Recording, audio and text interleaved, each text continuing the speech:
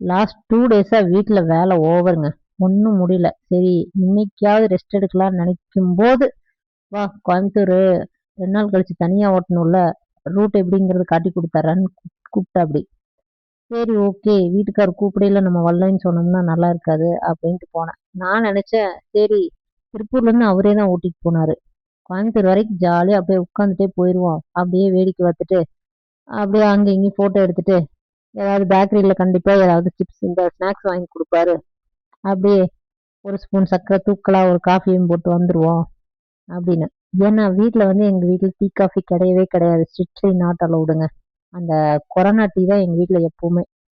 அதனால சரி, கூப்பிடுறாருன்ட்டு போனா போய் பைபாஸ்ல நட்ட நடுவால கொடுத்துட்டாரு.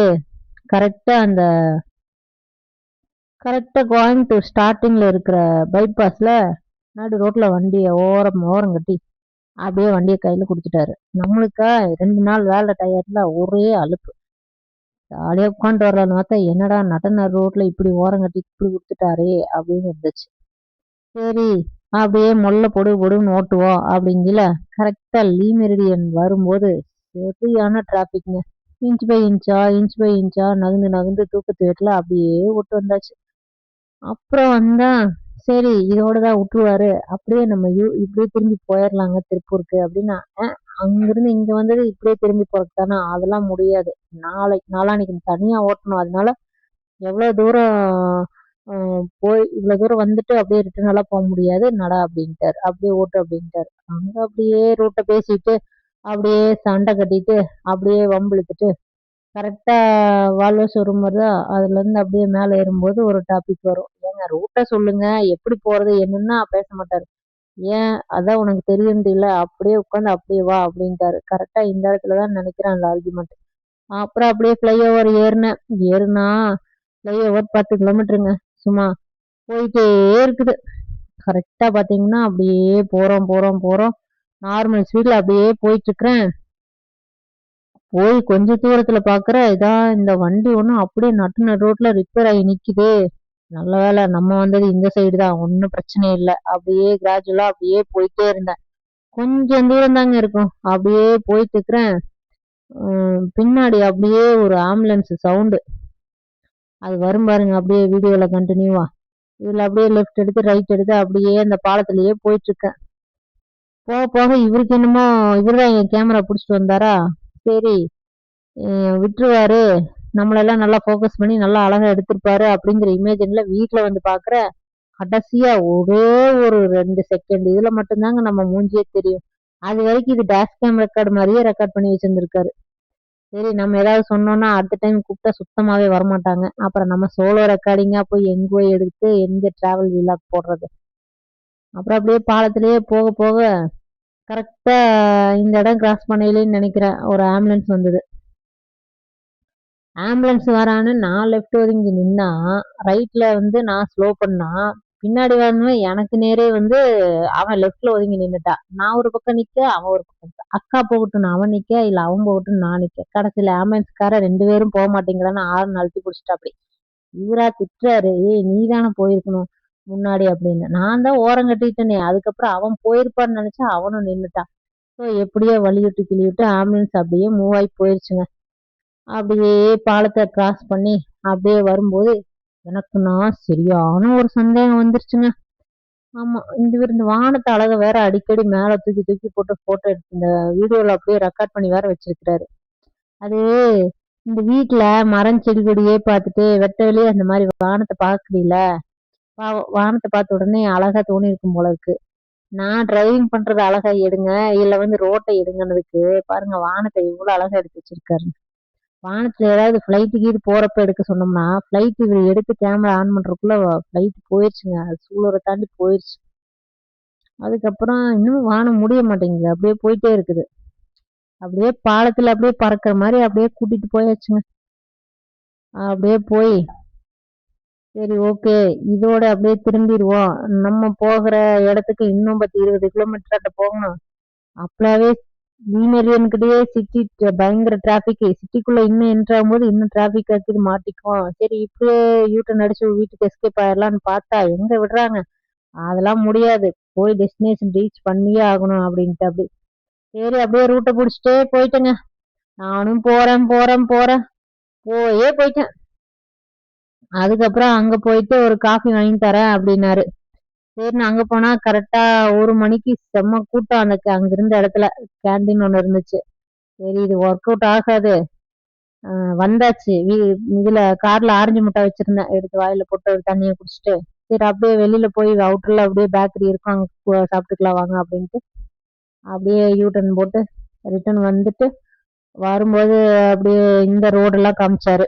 ராமநாதபுரம் வழியா எப்படி அவுட்டர் வெளியில வந்து மறுபடியும் அந்த ரயில்வே ஸ்டேஷன் மேல ஒரு பிரிட்ஜ் வருமே, கீழே ரயில் எல்லாம் நிக்கும்ல, அதுக்கு மேல ஒரு பாலம் இருக்குமே, அந்த வழியா வந்து அப்புறம் இந்த இதுகிட்ட பிஎஸ்டி காலேஜ் கிட்ட அந்த ஃபிளைஓவர்ல மேல ஏறி எப்படி கரெக்டா வரணும் அப்படிங்கிற ரூட்டை காமிச்சு கொடுத்துட்டாரு. இதுல என்ன ஹைலைட்னா, இவர் என்னதான் ரூட்டு காமிச்சு கொடுக்கும் போதுங்க, நிறைய டைம் கோயம்புத்தூர் வந்ததுனால பழக்கப்பட்ட ரோடு மாதிரியே இருக்குதுங்க. ஆனா மறுபடியும் மைண்ட்ல திங்க் பண்ணும்போது, ஆமா இந்த இடத்துல லெஃப்ட் வர சொன்னாரா ரைட் வர சொன்னாரா அப்படி ஒரு குழப்பமா தான் இருக்குது. ஆனாலும் அந்த இடத்துக்கு போகும்போது ஞாபகத்துக்கு வந்துரும்னு நினைக்கிறேன். சரி பாப்போம், ஆனது ஆகட்டும். இருக்கவே இருக்குது கூகுள் துணை. ஒண்ணு கூகுள் மேப்பு, அப்படி இல்லைன்னா பிரச்சனையே இல்லைங்க. ஏதோ ஒரு ஆட்டோ ஸ்டாண்ட்ல ஏதோ ஒரு அண்ணன் நம்மளுக்கு கண்டிப்பா சொல்லி கொடுப்பாரு, ஒரு பிரச்சனையும் இல்ல. வாய் இருக்கும்போது வழி தேடுறது என்ன கஷ்டமா என்ன? எப்படியோ ஒண்ணு தொலைஞ்செல்லாம் போயிட மாட்டேன், கண்டிப்பா திருப்பூர் ரீச் ஆயிடுவேன். ரிட்டர்ன் வந்து ஏன்னா தனியா போயிட்டு தனியா வரணும், 2 நாள் தொடர்ந்து வேலை இருக்கு கோயம்புத்தூர்ல. ஏன்னா பசங்களுக்கு அடிக்கடி லீவ் போட்டு கூட்டு போக முடியும். நான் சொன்ன ஆம்புலன்ஸ் இன்சிடென்ட் இந்த இடத்துல தாங்க நடந்துச்சு. பாருங்க அந்த ரெட் கலர் கார்காரன் தான் என்னைய வாட்ட வாங்க வச்சான். கிட்டத்தட்ட ஒரு 10 நிமிஷத்துக்கு திட்டு வாங்கினுங்க. ஏன்னா அவரு 20 வருஷத்துக்கு மேல கார் ஓட்டிட்டு இருக்காருங்க. நம்மளே இப்பதான் கொஞ்சம் கொஞ்சமா ஓட்டி பழகிட்டு இருக்கோம். நம்மளை புடிச்சிட்டு அவங்க ரேஞ்சுக்கு ஓட்டணும்னு எதிர்பார்க்கறாங்க. திட்டுனா திட்டுங்க, ஐயோ கார்ல ஏறி உட்காந்தா என்னமோ பிளைட் ஓட்டுற பெரிய பைலட், சீனியர் பைலட் மாதிரி நம்மளை போட்டு திட்டுன்னு காய்ச்சுன்னு காய்ச்சறாருங்க. ஒரு நாளைக்கு காய்ச்சினா பரவாயில்லைங்க, ஒவ்வொரு நாளும் காய்ச்சினா எப்படிங்க கார் ஓட்டுறது? ஆனாலும் எதுக்குமே பயப்படாத இந்த இதாங்கி இதுக்கு மட்டும் அசந்தா போடுவேன் அப்படின்னு, இந்த கார் டிரைவிங்க மட்டும் விடக்கூடாது அப்படின்னு ஒரே புடிவாதமா சண்டை போட்டு கீது எப்படியோ ஒண்ணு போயிட்டு வர்றதுக்குள்ள எப்படி இருந்தாலும் ஒரு 10 சண்டை வராம மட்டும் இருக்கவே இருக்காதுங்க. நம்ம அதுக்கு தகுந்த மாதிரியே நம்ம ஆளுங்க டூ வீலர்காரங்க உள்ளுக்குள்ளேயே தான் வருவாங்க, நம்ம வண்டிக்குள்ளேயே தான் வருவாங்க. அவங்களுக்கு என்னதான் எப்படிதான் மூக்கு வைக்குதோ எப்படிதான் தெரியுதோ கலைவாணிக்கா வந்து ஓட்டிட்டு வராங்கன்னு உள்ள உள்ள வந்துட வேண்டியது. நானும் ஆரன் அடிச்சா திட்டுவாரு, ஒரு சில டைம் எல்லாம் ஆரன் அடிச்சா ஃபைன் எல்லாம் கூட போட்டிருக்காருங்க. என்ன பண்றது, எல்லாத்தையும் சகிச்சுக்கிட்டு தானே ஆகணும். எப்படியோ அங்க ஓட்டி இங்க ஓட்டி இன்னைக்கு ஒரு 2 3 திட்டு தாங்க வாங்கினேன். ஒரு ஆம்புலன்ஸுக்கு ஒரு திட்டு, பிளைஓவர் அறையில ஒரு திட்டு, அப்புறம் ஏதோ லெப்ட் ரைட்டோ ஏறி போயிட்டேன் ஒரு டைம், அதுக்கு ஒரு திட்டு. இந்த மாதிரி சின்ன சின்ன திட்டு விழுகும். ஆனா யார் மேலும் இது வரைக்கும் இடிச்சது இல்லை, இனிமேலும் இடிக்க மாட்டாங்க. ஏன்னா கிட்டத்தட்ட 20 வருஷமா ஓட்டுறத பார்த்து பார்த்து நாடி நரம்பு செல்லும் எல்லாமே வந்து ஆத்துக்காரரோட டிரைவிங் இது வந்து அப்படியே ஏறி கிடக்குது, அப்படியே பதிஞ்சிருச்சுங்க சப்கான்சியஸ்ல. அதனால எந்த இடத்துலயும் வந்து நான் 40க்கு மேல போக மாட்டேன். அப்படியே இருந்தாலும் NH ஃப்ரீயா இருக்குது அப்படின்னா மட்டும்தான் ஒரு 60 70 80 அதிகபட்சம். சுத்தமா யாருமே இல்ல ரோட்ல ஃப்ரீயா இருக்குது அப்படின்னா மட்டும்தான் இந்த தூத்துக்குடி சைடு இல்ல அந்த சைடு திருவண்ணாமலை சைடு ஏதாவது பைபாஸ்ல ஃப்ரீயா இருக்குது அப்படின்னா ஒரு நைட் டைம் டிரைவ் பண்றோம் அப்படிங்கிற போது மட்டும்தாங்க 110 120ல போவேன். அது இந்த கார்ல கொஞ்சம் கம்மியா தான் போவேன், அதனால பிரச்சனை இல்ல. சோ எப்பவுமே ஸ்பீடு வந்து ஏன் கண்ட்ரோல்ல தான் இருக்குது. ஆமாங்க, இந்த இடத்துக்கு வரும்போதுதாங்க எனக்கு ஒரு பெரிய டவுட் வந்துருச்சு. நம்ம வீட்ல எல்லாம் கீழேயே பெயிண்ட் அடிச்சுக்கிறதுக்கு இவ்வளவு கஷ்டப்படுறாங்களே, இவ்வளவு உயரத்துல ஏறி எப்படிதான் பெயிண்ட் அடிப்பாங்களோ அப்படின்னு எனக்கு ஒரு பெரிய சந்தேகம் வந்துருச்சுங்க. கேட்டா அது பெயிண்ட் அடிக்கும் போது அவங்க சொல்லுவாங்க அப்படின்னு ஒரு பெரிய பயங்கர ஜிடி நாயுடுவோட மீறின ஒரு பதில் சொன்னாருங்க. நம்மளும் எதுவும் பேச முடியாதுங்க. சரி சரின்னு கேட்டோம். நம்ம ஏதாவது பேசினா நம்மளுக்கு வேற ஒரு காஃபி வாங்கி தரேன் இருக்காரு, அதுல கை வச்சு விட்டுட்டா என்ன பண்றது அப்படின்ட்டு அப்படியே பல்ல கடிச்சிட்டு வந்துட்டேங்க. காஃபி எல்லாம் வாங்கி தருவோம் அப்படிங்க, இருந்தாலும் நம்ம எதுவும் பேசி சண்டை பெருசா இருக்கக்கூடாது இல்லையா? நம்ம கொஞ்சம் கமுக்கமா வந்துக்கிறது. நீங்க பாருங்க எவ்வளவு பெரிய பெரிய கட்டடம், இதெல்லாம் எப்படிதான் கட்டி எப்படிதான் உள்ள இருந்து. இதுக்கப்புறம் எனக்கு ஒரு பெரிய சந்தேகம் வந்தது, 4 பக்கம் இடிச்சுட்டா நடுவால நம்ம பிளாட் வாங்கியிருந்தா எப்படி என்ன பண்றது அப்படின்னு. என்னமோ அந்த லைஃப் ஸ்டைல் நம்மளுக்கு தெரியாது. அதுக்கப்புறமா எனக்கு ஒரு இந்த பாருங்க, இது இந்த ரெக்கார்டிங் கேளுங்களேன், தனியா ஷார்ட்ஸே போட்டிருப்பேன். இதெல்லாம் சொல்லி முடிச்சு கடைசியா இந்த ஒரே ஒரு கிளிப்ல மட்டும்தாங்க நான் இருக்கிறேன். கடைசி வரைக்கும் நான் தான் டிரைவ் பண்றேன்னு சத்தியம் பண்ணி நான் சொன்னா மட்டும்தான் நான் டிரைவ் பண்ணனே தெரியும். அந்த ரேஞ்சுக்கு கோ பைலட் ஒர்க் இன்னைக்கு செம்மையா பார்த்து விட்டாருங்க. ஆனா கிளம்பும்போது சொன்னாரு என்னத்தான் எடுப்பேன்னு.